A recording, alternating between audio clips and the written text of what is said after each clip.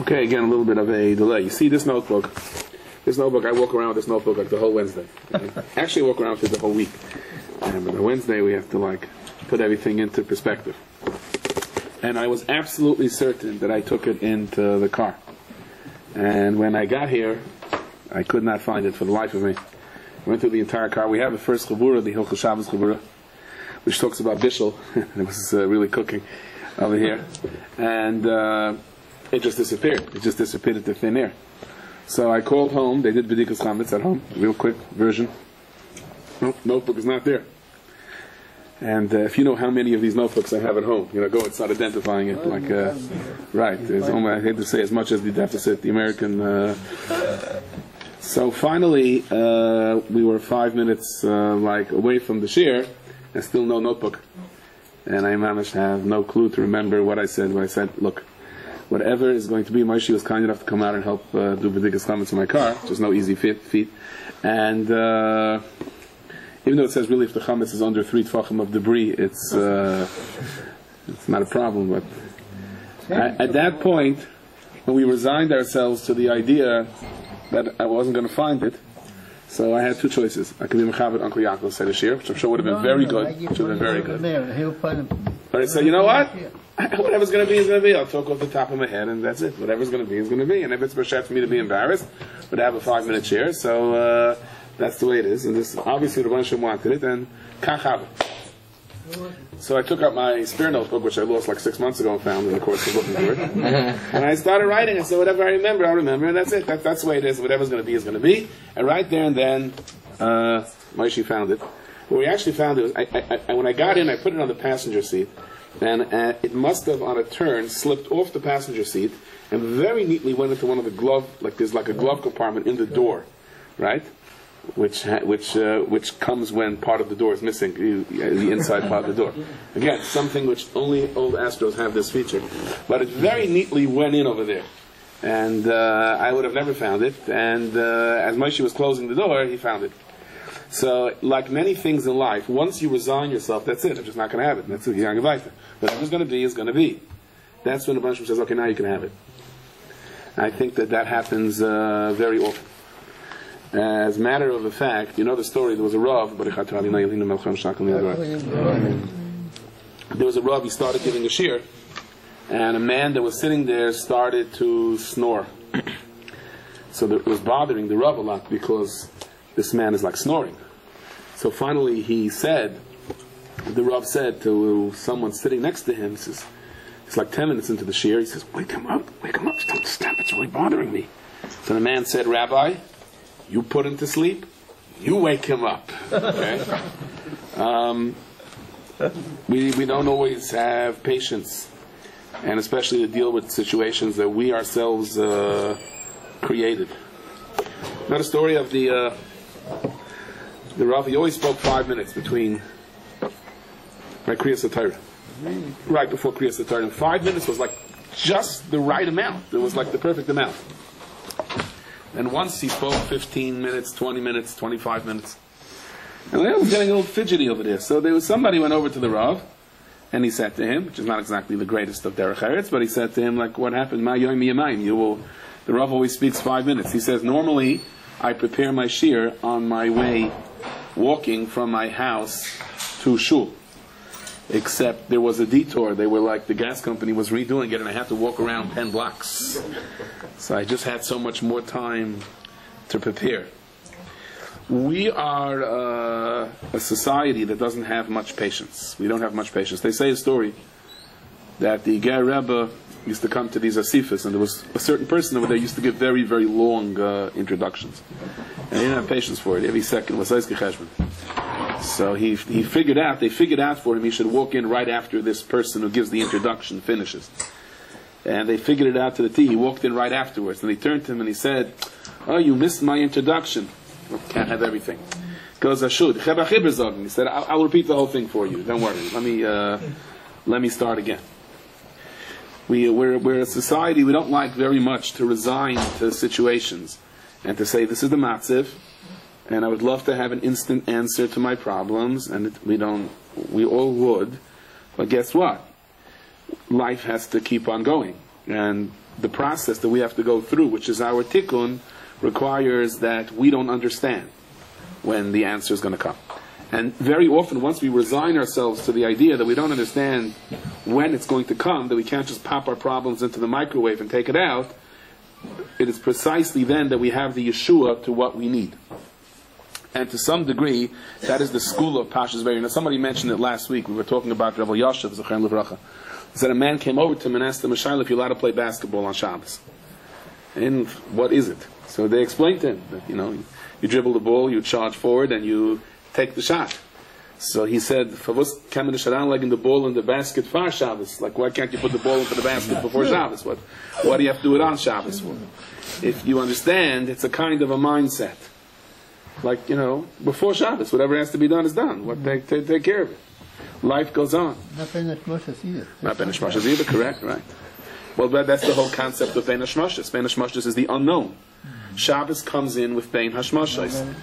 Comes in with the unknown. Because part of the Indian, in order for Shabbos to work with us, is if we want everything to be perfect before Shabbos in our lives, and if it's less than perfect before Shabbos, we're not ready to enjoy Shabbos, it's not going to happen, because it's not the Metzias of this world. The Yom Shekule Shabbos, everything will be perfect. And that's why it says, as Uncle Yaakov just mentioned, that there's a concept of Ben Hashmashas, which means before Shabbos comes in. Which means that we have to be willing to deal with the unknown. It's unknown for us. The Rabbi Shem knows what it is. Rabbi Shem knows what it is. Well, what do we say? I'm maharim lavai, I'm achrim lotzeis, I'm maharim lavai. Right? Right. So why do we first say we think that those that love Shabbos push off the exit of Shabbos and they rush into Shabbos? It should come beforehand. First, it should say we rush into Shabbos, and only afterwards it should say that we push off the outgoing of Shabbos. No, not lotzeis min Shabbos. Lovo Shabbos. Right. But first it says right on Achrim Lotzis Min Shabbos, and afterwards it says Maharim Lavi, right? Is that what it says in my mirrors? What does it say in yours? I don't have it in front of me. You don't have it in front of you, okay. So basically, they say from Rameir from Mijlana, from others, because the Kadosh Baruch Hu gave the Torah on Shabbos. So therefore, Klal Yisrael began in the middle of Shabbos. Before Shabbos left, they said we're not in a rush to leave Shabbos. We want to make sure it's well after the Zman. It was only the next week that they said we're not sure exactly when Shabbos starts, so we have to start a little bit early.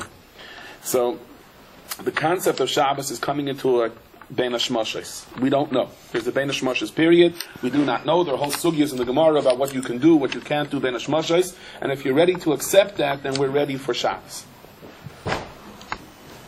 So HaKadosh Baruch Hu said to Moshe Rabbeinu that I appeared to the Avos, and I appeared to the Avos in the form of Kel Shakai. Shmi Hashem lo nedati lem. What does that mean? The Shem of Shin, the Dalet, and the Yud. You have to have it on your mezuzah. So Rav Pam's Chen Levacha explained, Misha Omer Leilam Dai. The Rebbeinu Shalom put borders on this world, and the Kadosh Baruch Hu said, until this point, afterwards it doesn't go. There's a certain amount of stars on this world. There's a lot of science that's coming out now. Not that we need any Yehuda v'Oid L'Krani Raya from science to what the Torah is telling us, but I read someplace that they really believe there's a certain magnetic field that keeps all of the universe, all of the orbits, orbiting in their area. And if one star would not be there, out of the trillions of stars, or one star would be an extra star, or one of them would be moved a millimeter in the wrong direction, the entire magnetic force and the whole concept of gravity and how we exist as a human being will not work. We will cease to exist. So Kel Shakai, the Rebbeinu Hashem said, oceans, you come this far. You can't go any further. The one time that the oceans did go further, as in the Rebbe's and Sandy, so we see what happens, right? You can't go any further. The Rabbi Shalom made a heartbeat, and if the heart skips a beat, or there are two beats simultaneously, Rahman al-Islam, what happens? The Rabbi Shalom put limitations on this world. Imagine a person says, no, my heart beats 80 times a second. Right? And I'm enjoying life. It's too slow for me. I want it to beat, 180 times a second. Right? What are you doing? You're destroying yourself. The Rebbeinu Shalom knows how it has to beat. The Rebbeinu Shalom knows how life has to go. And to the Avos, I never revealed anything different. The Shmi Hashem lo nedati lem. Rav Shamash Rafal Hirsch says, today's his yard site. He says that it was always Ani Hashem. In other words, look at the life of the Avos. Okay? Avram Avinu could have had a kid when he was 18 years old, and it could have been a nice, cute father, nervous, making the Allah Nisai B'Brisa Shel Avram Avinu. Why did he have to wait till he was 90? He says Yaakov Avinu, could have been 1,000 shadchanim that wanted him, and Lavan will come begging and promise him full life support. That's scary, life support. But anyway, he's going to promise him support, and he gets married, and that's it. And he has his own house, and he has his own home, and his own new lease on a car, and sit and learn. And why did he have to go through? Why did he have to be a slave for 7 years? He says, but the Avos understood that there's a process. There's a process of Bein Hashmoshes. If you want the real Shabbos, then there has to first be a process of Bein Hashmoshes. Shmi Hashem lo yinodati lem. It's very interesting. I wanted to bring it, but of course I forgot it, or maybe it's in my car somewhere. But for the last couple of weeks, I kept getting these interesting, Moshe would know. I kept getting these interesting offers. Okay? A phone card to Korea, 5 cents a minute. I was there, I got back here. Yeah, we're there, exactly. Really? And right, 2-3 day vacation at the Taiwan Hilton. I'm trying to figure this out. Why are they sending me this? Korea, Taiwan, how would you like, this thing to be able to speak to your family in Peking whenever you want? I don't have family in Peking. So I said, I wonder how this, what a glitch in the computer. So someone showed me, I told you this, my full name is Yom Tov Lipa Fischel. That's mine too. It's yours too, okay. So on the mailing list, the way this was cut, all these mailings that I got, this is true, all the mailings that I got, so Yom Tov Lipa Fischel gets all mixed up. So it said Yam T Schachter. Right? So I guess they figured Yam T is the guy who has the local Chinese laundry on the corner. And, would be very interested in getting a calling card to Korea. Okay, go. Right. Earn them out. We don't know ourselves who we are. We live in a period of Ben Hashmoshes. I went into a drugstore today, there was a sign, an advertisement for a makeup artist. And a makeup artist. I understand somebody wants to put on makeup. I'm talking about the other gender. But what do you mean a makeup artist? An artist creates a picture that's not there. Why don't you just get a mask, put a mask, and put it on if you want to be somebody else? We have to be who we are, right? But we're not very realistic. What's the story? They say this local group that's starting Lashon Hara groups, they call up a local housewife on the block and they say, we're starting a new shir in Lashon Hara. Do you want to join us? She goes, no, it's not necessary for me. What do you mean? No. Lashon Hara? Not necessary. Everyone needs chizik in Lashon Hara. Not me. You don't understand. I will tell you, you should call my husband and call him. He needs it! Not me. No. Right. I told you the story many times. I was once parked in front of I stopped for a second. It said no standing, no parking something, and I ran into the farm store on 45th Street, and I came out, and there I was already being awarded one of my orange tickets. Right, Rosh Hashanah. Rosh Hashanah greetings, yeah. So if you doze off a little bit Rosh Hashanah, that's right there and then a ticket. So, and I look at the ticket, and it says 7910 14th Avenue. And here I'm parked on 45th Street, so obviously, so sure enough, to my mazel, there is no 7910 14th Avenue, or I don't know. Maybe there is, but I said right away I could fight this ticket. But I'm trying to figure out this person, why did, in those days they still wrote it out, why would they write 7910 14th Avenue? Where's 7910? So somebody passed by and I showed it to him. I said, how do you think this happened? What's the gematria of 7910? This must be good. So he looks around and he goes, no. He says, I'll show you what happened. This is the myth, 571. It could be, right? Yeah. After the shir, we'll figure it out, okay? Right. So on the Svarim store, there was engraved in the wall a sign, it said Sofer. Okay? Samach Vav Fei Resh. Now, read it from left to right, the word Sofer. Okay? And if you don't realize that it's Lashon Kodesh, that it's Hebrew, what does it look like? 7910. So I said, how many things are there in our lives that we read one way and we're saying, what is Hashem doing it to you? And after 120 years, Hashem will show us. You just don't know how to read it. You just don't know how to read it. Because we don't know who we are, we don't know why we're here. I had a Zayda, he was Remeirul of Pramishlan Shaychet. Oh, I know that man. You know, right? Remeirul Pramishlan Shaychet, yes. And when he was little, he ran around by Shalashudas. So there was no. It's a Remeirul Pramishlan that told him, you're running around by me. He said, Ich ken dich noch lang vader bis geworden, and I know you long before you were born. Who do we know? that knows us long before we were born. We don't have it. We don't have that matzah. So we do things in life which are, when we're determined, we have to have it. You don't want to resign yourself. You do foolish things. I spoke to somebody this week who literally told me, I kid you not, that he bought a whole bunch of things in a store. And I asked him, why do you need this for? Why do you need it? He said he doesn't really need it, but because he gets such good points on his credit card, he wants to use his credit card to buy it.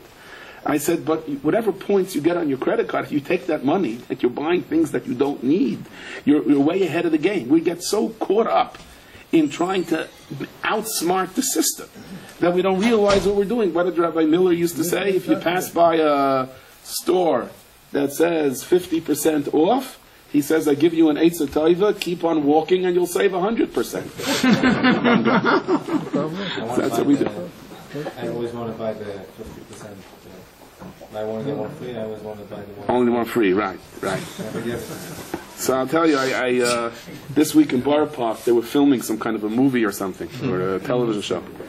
So one of my 10-year-old comes home, he says, Tati, you're not going to believe what I saw. I said, what'd you see? He said, there was a chusen, because the man had a strammel, right? And he was walking with his wife who had a spitzel. Free translation, that's when your sheitel is completely almost covered, or no sheitel, just a little bit in front. He says, they weren't real. I said, how did you know they weren't real? He says, he's describing me, they were both like texting on their iPhones. He says, Achus and Carla, they don't walk texting on their iPhones like this on the street. So I said, I wish he was right. In essence, he's identifying, right, who's the masquerade and who is real. One day this week after Shia, we learned a very hard sugya. When I finished, does anyone have any questions? Some kids asked some questions. Any more questions? And we still had a couple of minutes left. I said you could ask questions on anything, even if it's not directly related to the Shia. So one kid said, how come when you go to the store, seltzer is cheaper than a bottle of water? So first of all, I'm really glad you were concentrating on the shear. That's number one. No, he said it's true. The bottle of water was $1.89. The seltzer isn't the seltzer better? I said, I guess we don't know what's the matara and what's the side to the matara. It's just we don't necessarily understand these things. We don't know who's right. We don't understand it. Today's the yard site of Rav Pinchas Hirschsprung. Rav Pinchas Hirschsprung was the Rav in Montreal for many years. He was one of the greatest Gaonim of our times. Mayor Shapiro used to say that he has a 15-year-old bacher that knows Shas. Virtually all of Shas Baal Peh. This I heard from a Yid. Used to give a shir, a Mishnayis between Mincha and Ma'ariv, and once they couldn't find the Mishnayis Kachim, he said, oh, never mind, he just said it with the Bartanura. When he was in Yerushalayim, so he went into the different koilim. He would pick a koil, and it was a koil like picture a place. You want to help? No, I want to help myself. That's okay. He'll help you. It's okay. They need the schus. You should help them. Okay. Let him put it on the table. That's good. There you go. Good move. Okay. So let's just move down and drop it. Okay, because we don't want more stories here. We have enough in the notebook. Okay. So, very good, yeah. No. Amash Lamazel, you see, I could go like this and spill it. That's why I want to make sure it doesn't spill. That's why I want to remove. Not that I don't trust you. So anyway, he would go into this koilel in Yerushalayim. It was night seder. So it was a group of people learning different things. And everyone followed him in. And he went into each shingaman. He asked him what he's learning. And he was mefalpul with him. And he used to do this. And I remember I had this close of meeting him once. He would ask you, what are you learning? What amud are you up to? And he would start rattling off that whole amud. So he went to each shingaman. He discussed the whole complicated sugya with him. Each one was learning something else. At the end, they all crowded around him. And he made a pilpul connecting all the different things that he spoke to them. So they were trying to catch him, different things. So the one man is learning the Sechtes Beis, so he finds the word laz in Rashi. Rashi sometimes translates words in Old French. So he went over to him and asked him, how many times in Shas do we have that old word? That old French word. So he thinks, and he mentions 4 or 5 times. So he says, there's one more. So he says, there's one more. So this is like, yeah, you caught me. He was like, so he sits down, and says, people said they saw this. And he goes, okay, brachas, No, not in brachas.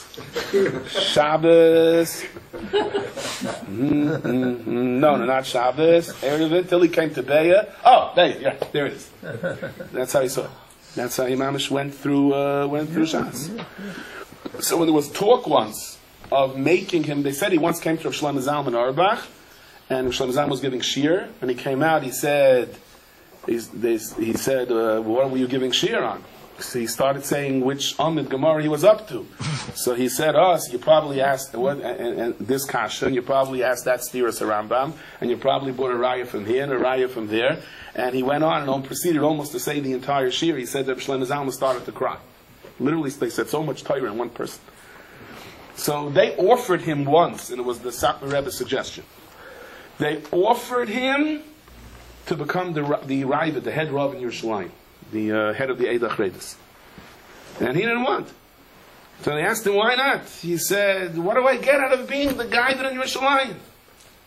He said, you'll be the guy that in Yerushalayim. So he says, and I'll have a big levaya. He said, I don't need a big levaya. I'm very happy here, sitting and learning. I don't need to conquer the world, I'm very happy who I am. We all have dreams of making it big, different ideas of making it big. Resigning himself to a situation of being who he was, that was making it big in a way that we can't possibly imagine. The Maskilim once wrote to Shamshir Fol Hirsch. My father used to share this with me. They said, what do you need both the Samach and the Sof and the Aleph base for? So he said, I'm not going to debate it with you. But he wrote back, when they argued with him, he wrote back one pasuk. He said, the Chasilim Masai Taskilim. The Chasilim, fool, spelled with a Samach, Masai Taskilim, when are you going to get Seichel? Because when are you going to get Seichel that, do you know who you are? Because you don't understand it, therefore it doesn't belong there? Because you don't understand, you don't even know who you are. There was a Batchen once who went to the Satmar Rebbe's Chayil and he asked permission from the Rebbe to imitate the Rebbe. You gotta have guts to do that. And he did it. He imitated the Rebbe. By the Tish, whatever. And afterwards the Rebbe started to cry. We saw a tear on him. So the Batchen said, oh no, this is what I need. The Gepeda of the Tzaddik. He ran over and started asking Mechila. So the Rebbe said, it's okay. You asked me. I gave you permission. He said, you're worried that I'm crying? He says, you don't know why I'm crying. I'm not angry at you. I wasn't embarrassed. You want to know why I'm crying? Because when I saw you imitate me, I had a thought that frightened me. I said, what if I'm also imitating myself? What if I'm also not you? What if I'm also imitating myself? You're right. I see you anyway. Because those people that worry that they're imitating themselves, that's the sign of the greatest reality. That's the sign of being real. The people that aren't real aren't worried that they're not real. The people that are worried whether they're real, they're the ones. They're the ones that are there. I said this many times. That there's something called Yolam Hadimyan. I don't know what that means. But as I state, it could be you have a dream, you're in a different world, you think you're someplace. So I remember in a class, one of my Rebbeim one kid asked, he says, Rabbi, how do I know today I'm not in the Yolam Hadimyan? Okay. Maybe right now it's not a real world. He said, did you give something away today that you didn't want to give away? So he said, yeah, Nash was a kid that didn't have, he gave it away. He said, that's the real world. In the Olam Adimni, you don't give anything away. And the Evan Shleimer really says, we don't know who we are, but how do we know what our tafkid is? Because a person faces certain nisyanis in this world. Generally, we constantly run into the same problems, like losing notebooks or things like that. And so that's your nisayin. Obviously, this is your that's why you're here. So now this is very important. Because I don't know why I'm on this world, and because I know it's the unknown, so therefore I can't have any kashas. How can I have any kashas on Hashem if I don't know why I'm here? I don't know what I'm supposed to go through. How could I say, Hashem, you're doing it all wrong if you don't know? I don't know why I'm here. I don't know what's wrong. And that's the yisoid of the Shem of Shem Shakai. The Rebbeinu Shem knows exactly why you're here. And therefore he knows how many beats of that heart have to take place. He knows what has to happen when.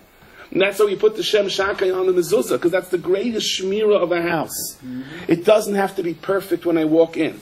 It's the unknown. It's not the way it's going to be. It won't go on my timetable. It's going to take time. So the Rebbeinu Shem, I'm in your hands. I'm resigning myself to the Metzias, and I am in your hands. I always say a lot of times, people ask me for stories. I love when people do that. They come over to me. Can you give me a story on a brown para aduma? Give me a story about Shiluach HaKan that was done on Erev Chodesh Shvat. I need such a story, because that's what I'm talking about. Come on, you have so many stories, you can't give me a story out of it. It doesn't come out like this, which I tell you. So, but if you have to do it for yourself, you have a story already. I said, no. A lot of times I sit there till the last second, stare at a blank page. And the last minute, And they always say, I know you're going to give it to me, so why can't you give it to me a half hour earlier? It's not the way it works, because we have to go through that process in order for a Kadosh Baruch Hu to give it to me. You have it with Shidduchim also. Why do I have to go through the ups and downs? In the end, I'm going to marry you, I'm supposed to get married, so just do it 5 years earlier. Why do I have to go through the whole dating process, up, down, review it? No, because you have to go through that process to get to your Shidduch. If not, it doesn't work. It won't happen. So it says, V'lo shamu al Moshe, mikoytze ruach, umi avoda kasha. They were so short on breath, they couldn't listen to Moshe Rabbeinu. You know what means they were short on breath? Listen how the Rabbeinu Bechai explains this and the Ramban. Not that they didn't want to listen to Moshe, but they were in such pain. They were out there working non-stop slave labor. There was no end to it. They were in a matzav of, says the Rabbeinu Bechaya,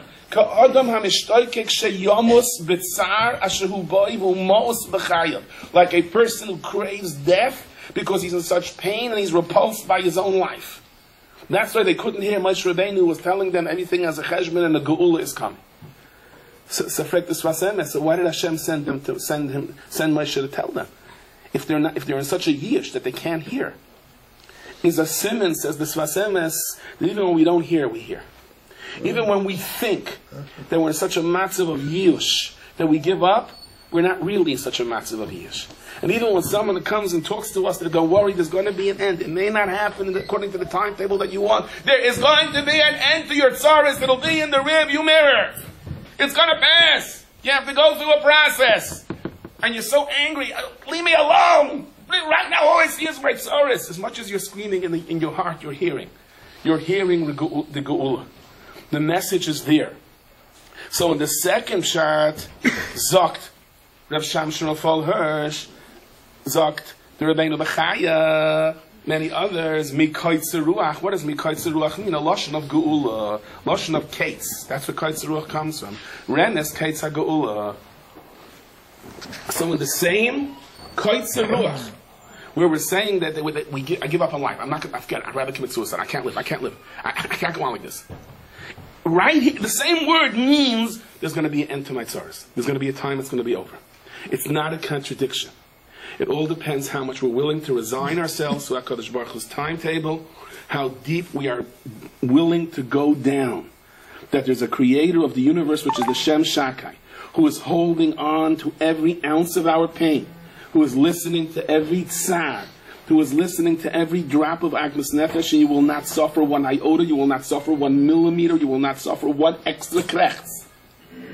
It is all a cheshbon. Now a skula, when a person is in the matzav of the unknown, he doesn't know when is the Yeshua going to come. And how am I going to get through the process? A skula is to daven to have a good Shabbos. Because Hashem, solve my problem. You're not worthy, you should solve your problem. Solve my problem! Take away my daiga! But you're not worthy to take away your daiga. So it says in the Siva Shalom, a way to always kasher the tefillah is to say, Rebbeinu Shalom, you want me to have a good Shabbos. So please, arrange things so that when Shabbos comes, it's a good Shabbos. Yetzias Mitzrayim is a process. And every year we go through the process. But the process always works this way. It wasn't solved. And Kadosh Baruch Hu just lifted them and take them out of Mitzrayim. Pick him up. Goodbye. Out of here. Come on. That's it. Someone told me once, he was very upset. He had to take care of his great-grandfather. He had to take care of his great-grandfather. He was very upset. His great-grandfather walked so slowly. He says, what would you like? He says, I'd love to get him a pair of roller skates. Connected to his feet. I'd push him. He said. You know what I mean? A tie a string. Whee! Then in 2 seconds, I'm on the corner. I said, I don't think that's very much covered for your great-grandfather. And second of all, maybe part of your life is walking with him slowly. Maybe that's part of what you have to go through. So you should merit to be that old. Okay? It didn't have to be Shmoi Svei Rabbi B'Shalach. Yisroi Mishpatim. It could have just been a one pasuk, you're out of there. But there's a process, and only HaKadosh Baruch Hu knows why the process has to take place. Parashas Vaeira, more than all the other parashiyos, represent the unknown. Because Shemais begins with still, we still have the children of Yaakov. The Golus didn't quite start yet. And Boy is the Yetzias Mitzrayim. Vaeira! From beginning of the Parsha to the end of the Parsha, nothing has been totally resolved. We're beginning to see the light at the end of the tunnel, but the nature of the Parsha is that we start in Golus and we end, we're still in Golus. And that's the skula of Parshas Vaeira is Vaeira. You're going to see. Don't worry, relax. You don't have to see everything now. There's a cycle of Nisyanos. Now, one of the things that Moshe Rabbeinu went to Paro and said to Paro, you want to get full work out of your slaves, got to give them a day of rest. You'll get better work out of them. He says, okay, so which day? So Moshe Rabbeinu picked Shabbos. And they used to get together on Shabbos, the Medrash says, and they had Megillos, and they spoke about a Geula. They spoke about there's going to come a time you're going to be redeemed. And that's why Pari said, Al Yishu B'divrei Schachter. He was very upset that the Yidden got together Friday night, and they spoke about a Geula that bothered him terribly. Because he wanted them to live in Yish. If they believe in the back of their hearts that there is Geula, even in the unknown, then Pari knew that he's going to lose. Every Shabbos is both Zeichel L'Masa Bereshis, as we say, and Zeichel Yetzias Mitzrayim. Why? Says the Ber Mayim Chayim, because these two events, Bereshis and Yetzias Mitzrayim, happened whether we were ready for it or not. It happened as he calls it through in a Serusa. There are certain things that will only take place if we press the right buttons down here. We do certain mitzvahs that trigger certain Yeshuas. We didn't do anything to trigger Ma'aseh Bereshis because we weren't here. And Yetzias Mitzrayim, we weren't ready for Yetzias Mitzrayim. Hashem gave it to us. Shabbos is the same way. Shabbos comes whether you're ready or not. In other words, it's true that if we're mispal, we can break the Gzeira and bring the Yeshua quicker. But one thing is for sure. Regardless of what we do, there is a start and a stop point to every tzarah, every problem.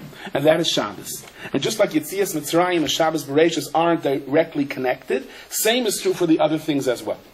Same is true for Shabbos. Shabbos means, I don't know what I'm going through now, but there's going to come a time it's going to be over. So when you say to Hashem, give me a good Shabbos, you're really saying, I'm resigning myself to your timetable. When you do that, that begins to trigger a Yeshua. I remember in the Shain Kedach, the story goes back, Tafshin Nun. How many years ago? Tafshin Nun? 33 years ago. My father, Zechron Livracha, was not well. He went through an accident and was in a hospital in Manhattan. It was one of those difficult times. It was before Yom Tov, and my family was running back and forth from New York to Manhattan, and I was like, we're going out of one of those times you look into the rearview mirror and you say, how did I get through that? It's only because the Kadosh Baruch Hu was there, and it was, I remember one day very clearly. It was not long before Purim, and I said goodbye to my father. Someone else came to take over, and I was rushing to get home. Life had to go on. Now, I don't remember if I had my 89 Ford then, or I think it was the car before. It was my 86 Suffolk Buick, Suffolk Chevy. It was a Kvi, Suffolk Chaya, Suffolk Van. I got it in a junkyard. The front was a Buick, the back was a Chevy. But I had, the hospital, there was no parking on the streets in Manhattan, so it was parked in a garage for $36 an hour, right? When you have a car that, when you're paying for parking more than the book value of the car, it's like, kind of gives you a different thing. And so I'm really rushing to get there before the end of the hour, because I know if I don't make it now before the end of the hour, it's another $36 down the drain. So I'm like running. And parking garages in Manhattan, there's like a whole different things. They're built to get the maximum amount of cars and like these, like your socks in the drawer. I don't know how they drive the cars at impossible angles, like around the bend. Then you sit there, and finally when you get there, you get online. There's a long line. The guy schmoozing. I don't get the ticket in. It's like $40. And finally, those experienced it know what I mean, right? And you wait for the guy. You never know how long it takes to bring your car. 10 minutes, 20 minutes. So there was one guy, I used to give him a nice little vimazukt. In Yiddish is a saying, I'm a schmiert footman. You know what I mean? That's right. If you oil the wheels properly, they go. So I used to give him I gave him my my biggest sagas doesn't curl $3, you know. But he used to bring my car pretty quickly, this attendant. And once he's not coming, and I'm waiting, and I'm waiting, and I'm waiting. I said, that's it. He's not getting no $3 today, $2 tops. And I'm waiting. I said, $1.50 is the most he's getting today. And I'm waiting, I'm plotting. I said, 50 cents is the most he's going to get. That's it. 25 cents, that's it. He's getting nothing, I'm going to charge him. Finally, the station wagon comes around the bend, and he stops, and he comes out, he's laughing his head off. And I say, what now? And he goes, he's pointing, I had the tape, one of my tapes, my story tapes inside, you know. He goes, amigo, that's a good story. That was good. The story where Naftali Katz with the thing. He goes, that's good lesson, amigo, you know. I'm so flattered, I gave him a $5 tip. See, everything is basher, you know. Okay, so like I'm in a big rush, really in a big rush. I gotta get home.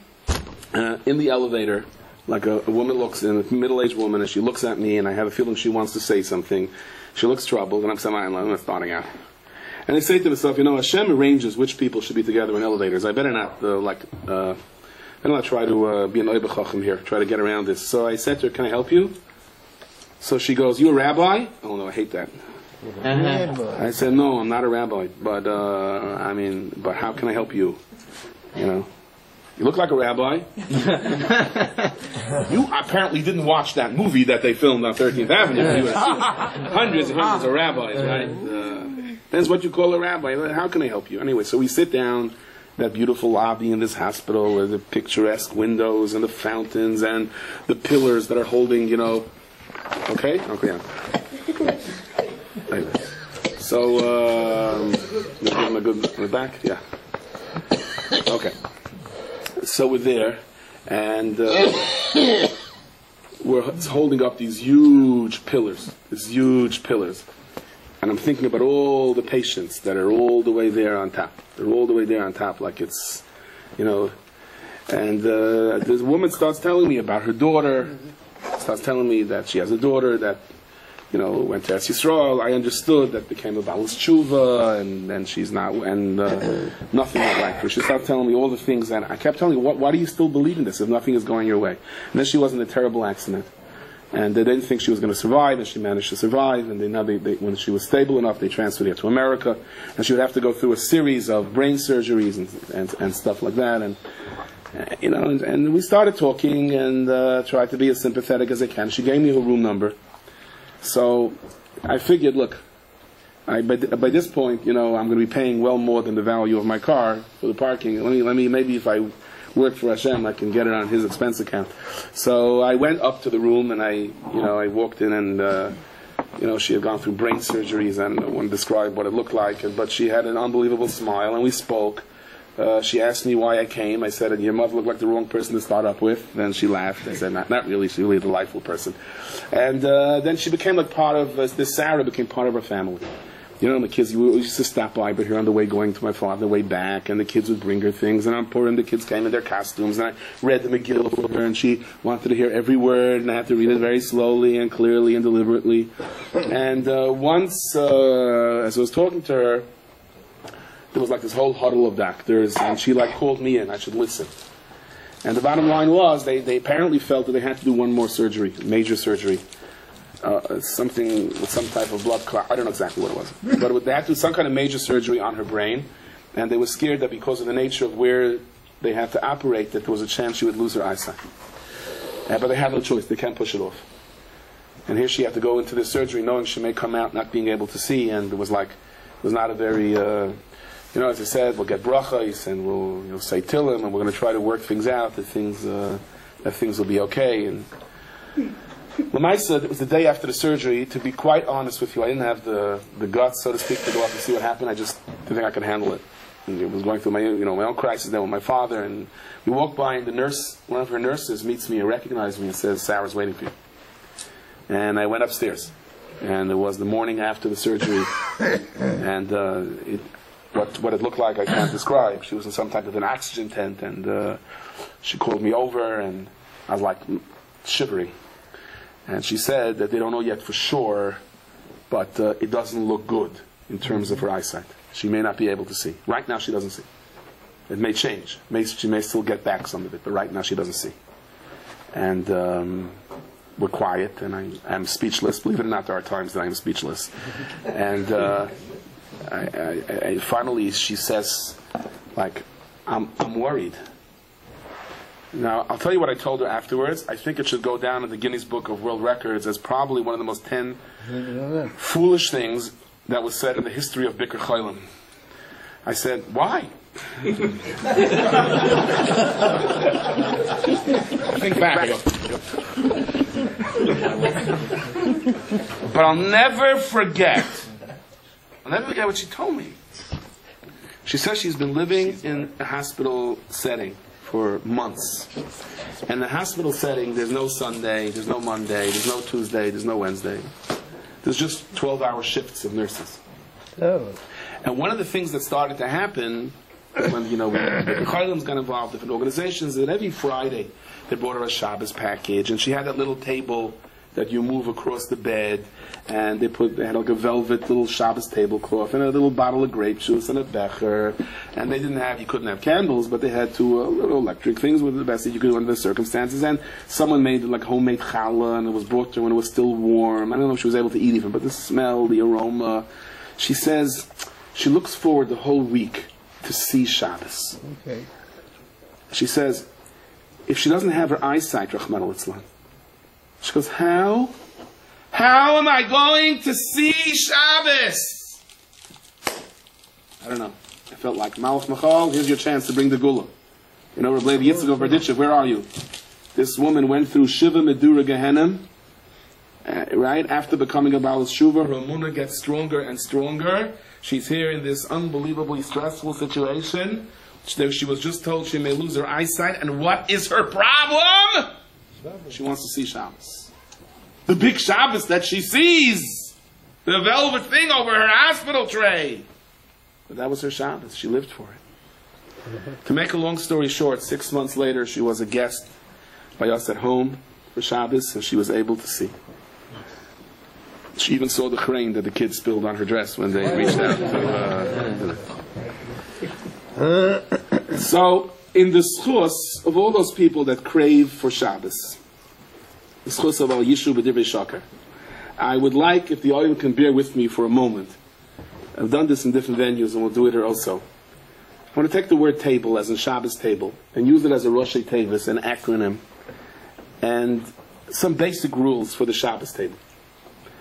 Bearing in mind this story. The T stands for taunting. The Shabbos table should not be a place for sarcasm between spouses. And if you have to give musar to your kids, so some people say, okay, Shabbos, when we get to that table, I'm going to let him know what he did during the week.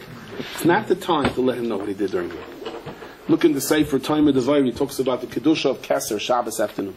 He says the Kedusha of Kesser is so great that even in the time that you have every legitimate right to be angry and you have to get angry, not now! Not now. That doesn't mean there isn't a time, you don't have to say, but you have to do everything within our power. That even if you're upset that there was a little too late and it was a little too early and you didn't think he was going to be there, and how dare your husband bring home a guest without telling you beforehand, or the husband comes home and finds a guest he wasn't expecting, whatever it is, not by the Shabbos table. You want to deal with it afterwards. The A as in table is the attitude. The attitude toward the Shabbos table. We all know the Chaydas Lavav says that our face is a Rosh Hashanah. If you walk around with an angry, frowny face, that's like a bar Rosh Hashanah. Nowadays, your house is a Rosh Hashanah. That's how it is. Why do we like Chanukah Lech today inside the house? Because they'll say, because today your house is a Rosh Hashanah. The wife of Rav Meir, they lost two sons, and she hid them the entire Shabbos. Matzah Shabbos, she said to Rav Meir, if somebody has a pekadon, does he have to return it or not? That's an interesting shaila. Of course you have to return it, right? So she said, well, Hashem gave us a pekadon, and no one should be tested. No one should be tested. Because the level of gevura that it takes. And one of the things that we're davening for is we're saying, no, and please Hashem, give us the power not to be distressed on Shabbos. And if there is an issue on Shabbos, then at least act. At least for the sake of your wife and children, act. Because it's an act that if you have the courage to do it, Hashem will take that act and make it a reality. What does Karoi Eloi mean? Hashem knows your Nesiyainais. Hashem knows what you're capable of. The Rebbeinu Hashem knows what I'm worried about when I come home and I sit down to the Suda Friday night. Hashem knows what I'm angry about. And the more I am Mekadesh Shvi Karai Loi, based, designed to mine the Siyanais, the more I am Zaycha to Yeshuas. Kol Shomer Shabbos, Kadas Mechalei, Al Tikr Mechalei, Al Mochalei, Hashem is Moichelos on the worst of Averis, including Avodah Zarah. What is Avodah Zarah? Avodah Zarah are things like kas, like anger, which is like Avodah Zarah, Gaiva is Avodah Zarah, all these things. It says in the Svarim that when we daven like a shvacha davening throughout the week, which happens from time to time, right? I will tell you, I usually don't like davening Marav before the Shir. Not that it's a beautiful Marav here, but I'm nervous about the Shir, so I don't really concentrate. So either I daven afterwards, or I daven at 6 o'clock. So today I didn't daven at 6 o'clock because something came up. So I said, all right, I'll do a quick Marav over here. And I'm thinking about it as I'm saying, I think that's why I lost my notebook. Hashem said, yeah, you'll be looking for your notebook by Marav. Okay, you only daven Marav afterwards. So a lot of times we daven these quick tefillos during the week. We don't take it for granted who davening is, what it's all about. We don't take it what it's all about. I had a friend who was diagnosed with a Sir Nachlas many, many years ago, and he had to go through a very aggressive protocol. Baruch Hashem, he's fine today. Mamish fine. I'll never forget, he was weak. It was hard for him to stand, and he was davening a real long Shmon Esrei. When he stepped out, I said, you don't have koyach to stand so long. He said, in this matzav, how could I skip one Shmon Esrei? We don't always look at it that way. We're so upset that we don't daven. That's like saying, I don't have time, I'm so late, I can't stop at a gas station to get gas, Can't stop the daven. So it says that Erev Shabbos Mincha is a very important Mincha. Even though really technically up here, daven Mincha Gedoyle, but in Hasidic circles you went to the mikveh dafka before Mincha and Bigdei Shabbos. He said, do beforehand. It's brought down, I think from the Arizal, that the Erev Shabbos Mincha has a power to take all of the wounded tefillos of the week, all of the tefillos and the flat-tired tefillos throughout the week, and push it all in. It's a huge, bulldozer that could push all the tefillos of the week in. That's why the Erev Shabbos Mincha, which is technically the last Mincha of the week, is supposed to be taken very seriously. In a sense, it's like the ultimate Nisayon. It's the tremendous power that pushes things through. Because what does the Erev Shabbos Mincha mean? It means, look, whatever happened this week happened. And Gegange weiter. I don't know why things happened. There was a Rosh Hashiva in Torah Das, there was a Weintraub. It's a tremendous Talmud Chacham, if you remember it, guys. Even before your times. But he used to say that he learned by, he was in Kamenitz or he was in one of the yeshivas. And the war broke out and everybody ran home. The war broke out, everyone ran home. So he ran to the station and he bought a ticket and he had his passport and his ticket. And it was the guy was standing there, and the clerk wanted a ticket for, one of his friends came and said, get me onto the train. He said, no, the tickets are booked. He said, don't worry. So he takes, I got an idea, the Jew's coming. He heard the buck, he used to say, you heard him say it. The guy says, what do you want? He goes, my pass, my ticket. He goes, yeah? He takes the pass and ticket and rips it up, blows it onto the tracks, says, now you got a spot on the train. He says he thought the world was coming to an end. War, alone, can't get home. Look what he just did to me. He said, you Jew, you're not even worth it. Just rip it up and put his friends onto the train. So what? You know what Rav Weintraub said? All his friends who went home wound up being killed by the Germans. He wound up staying in yeshiva. Because he wound up staying in yeshiva, he wound up in Vilna, and he wound up in Shanghai, and he wound up living. Good. When that guy said, hey, that Jew, rip, rip, rip, he was literally giving him his life. I was in a doctor's office today. The man came in, an older man, looked full of pep. And I noticed he was speaking all different languages. He was like translating for anyone that came to the clerk. He was speaking Polish, he was speaking Russian, he was speaking Hebrew, and he spoke a version of English, which I never quite heard of, but it was similar enough to English. And I said to him, how do you speak all these languages? So he said that he grew up in Poland, and he's been at Yisrael the last 30 years. And the last 2 years he's in America, he picks up language quickly. I said, where'd the Russian come from? He says, the Russian, he said.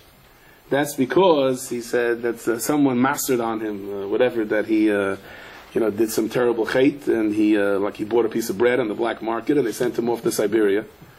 And in the 6 years in Siberia, he learned Russian. He said, it also saved my life, because that person that mastered on me, laughed at me as they were schlepping me off to Siberia, was killed by the Germans. He said, and I was in Siberia. It wasn't easy, but I survived. Somebody came in afterwards This man was shaking back and forth, and I heard his attendant said he has Alzheimer's and he's not well. And he said, let me help him. And the nurse asked the man, the sick man, how old are you? He said, he's 80. So he jumped up, and this old Yid helped him sit down, helped him get up, back and forth. And he says to me, he blinks, he goes, by the way, I'm 86, he says. No, 70. You know? So he's 86 and he's helping the 80-year-old man, and he was the one that was a second away from death. Do we know how this world works? Do we know when things get ripped up in our life what this means? Sechare harba ma'oid al pi pa'oloi. What is al pi pa'oloi?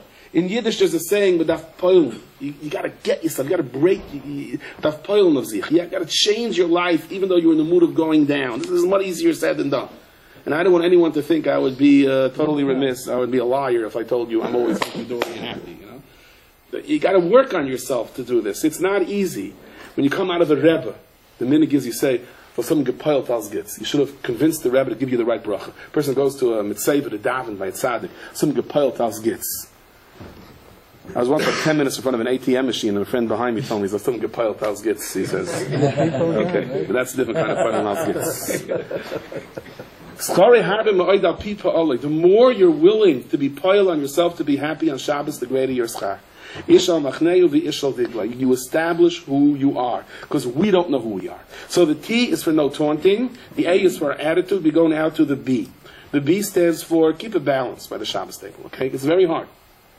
Yeah, but you can imagine a classroom you have from first grade till 8th grade. I always used to have that. And I remember once I was in a certain yeshiva, I came in, it was a snow day. And I managed, there was 2 kids in my class. I said, 2 kids, great, I'll dismiss them after a half hour. And also, one of the principals comes by and he gives me 2 kids from the 3rd grade, 2 kids from the 4th grade. Everyone had 2 kids. They gave me all the 2 kids from all different classes. I said, how am I supposed to sneak from 1st to 9th grade? But a Shabbos table is that way, right? So how do we work it? You got to keep a balance. And you have to try, basically, Rav Moshe, I heard this from Rav Ruvain. He said that his father, always, even if there were guests, his father sat his kids up close. So the focus of the Shabbos table are on the younger kids. And the svar is obvious. You speak to the younger kids, the older people watch you speak to the younger kids. That's the bracha. You're speaking to the older ones and force the little kids to sit there and listen. That's not a reasonable expectation. Now, the balance of a Shabbos table also represents the balance of our lives. It changes, right? We imagine, what's the perfect Shabbos table, the perfect dream? Oh, one day I'll have a home. I'll come home, I'll make Kiddush. My wife will be sitting on the other side, my little kinderlach around and around, and a Shabbos guest, right? Would you like to be that guest? No. I want the perfect Shabbos table and somebody else is the guest, right? That's what we want, you know? The guy that came running in and said, I found Matanas Li'Av Yoinim, I found the perfect Ev Yoim. The real din Evi's living in a cave and his family is starving and Mamish gave them money for Purim. Someone says, who are they? We'll get them out of there, we'll get them a job. No, I need them for next Purim. You can't do that, right? You know, nobody wants to be the Eirich. Part of the Kiddush of the Shabbos table is, hey, God wants me to be the guest, I'm the guest. He wants me to be the Tati, I'm the Tati. He wants me to be the Zaidi, I'm the Zaidi. That's the way it is. I remember when my parents came to America. I don't remember when my parents came to America.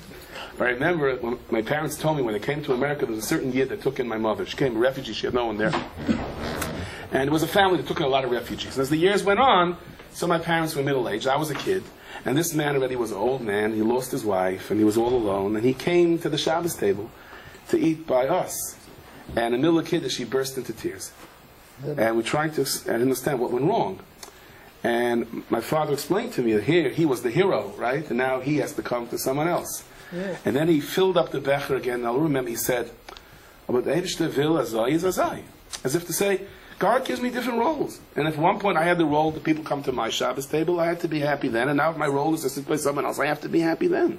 The role and the balance of the Shabbos table changes in the course of our lives. And it takes a lot of courage to be able to deal with that, to be able to work with it the way it can. So we're up to the words. So the T is no taunting, the A is attitude, the B is the balance, the L stands for lapse, time lapse. People come home, they're upset, everything is not ready on time. You know, the whole thing, we don't want to embarrass the challah, so we have a cover for the challah, like Tzaddikim said. but you're willing to embarrass your wife because everything is not upset. There's the famous story of Victor Halberstam with the sons of his brother, that there was a Mesharsis, there was a Shifcha, there was a maid, a little girl that worked as a maid. She was the assignment, orphan, and the guy was like screaming at her, screaming, this wasn't ready, that wasn't ready, and she brought in the cholent, and he smelled the cholent, something didn't seem right. And by mistake, instead of putting in oil, she put in turpentine. And they were mechaber the Rebbe to give out the cholent. And he says, this girl's going to get it, boy. You know what I mean? So he started eating the cholent, and eating, and eating, and eating, and eating, and eating, and eating, and eating, and they're waiting. Shirayim, finally the guy says, we really need the Rebbe's Shirayim, the Kedusha, the rate you're going, there's not going to be any Shirayim because you're finishing it all off. He scrapes the pot clean. He says, any more in the kitchen? Yeah, he finishes that off. Of course, he was sick the next couple of days. Everyone said, what was the godless in this story? That he was willing to sacrifice his stomach? No, that was half the story. The big godless was that people went around for the next 6 weeks saying, that Rebbe, boy, does he have an appetite? Man. Right? He was willing to give away his covet, his very essence, not to embarrass someone else. Okay? We saw Salantim. My father used to tell me the story. He came to a town. The rich Gevir invited him. He said, on one condition, we eat and finish in 10 minutes, and then we bench a single Dezmiras afterwards. I was like, what?